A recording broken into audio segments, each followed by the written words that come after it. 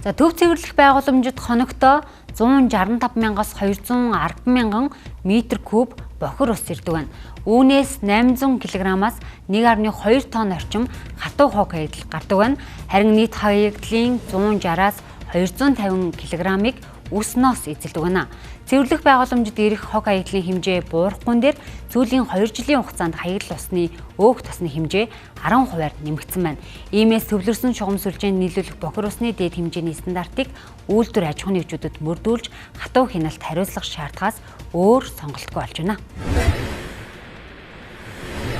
Үзэгчдийн НТV сурвалжлах баг төв цэвэрлэх байгууламжаас сурвалжлага авалт үргэж байна.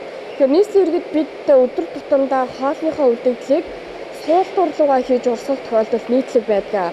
За тэгвэл яг тэгж урсгасан хог хаягдал энд таны харж байгаачлан хатуу хог хаягдалтай барьцлаад усан дуусахгүй өөх тос болоод ингээд ирдэг байх юм байна. Тэгэхээр энд байгаа хог хаягдлыг аваад үзэх юм бол за төмс, лууван, лимоны хальс, төмсний хальс зэрэг маш олон хоолны үлдэгдлүүдийг бас харж болохоор байна.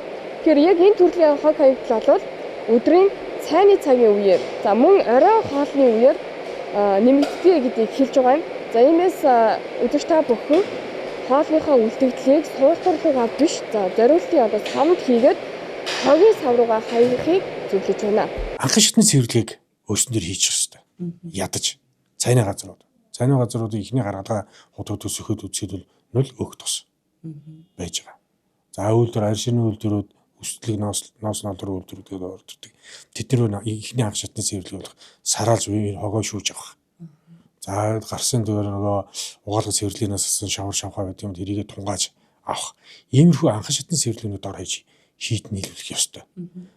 За жишээ би зүгээр сая жишээ болоод хэлжлээ. Ер нь бол энэ стандартыг мөрдөж байгаа аж ахуйн нэгжүүд ер нь ховордоо. За энэ мэт бохирдол буурахгүй бол шин цэвэрлэх байгууламжийн ашиглалтын зардал насжилтад мөн л сүргээр нөлөөлнө. За эмд төвлөрсөн шугам сүлжээнд нийлүүлэх бохир усны дээд хэмжээ олох МНС 6561 2024 стандартыг үйлдвэр аж ахуйн нэгжүүд мөрддөг байх нь чухал байна. Хатуу хог хаягдал маань усан дуустдаггүй. Мэдээж бид нар хамгийн хүндрэл учруулдаг нь носоос тоног төхөөрөмжийн эдлэгээ. За тэгээд хөдөлгүүр тэгээд ачаал өгөх мэдээж ажлын дугуй носоос нь хог ороход бид нэг засварч юм уу те гараараа ухаж хогийг авдаг. За үүн дотроо бид хамгийн их ирж байгаа хог хаягдал бол хамгийн дөрөв мэдээж нойтон сальпитик.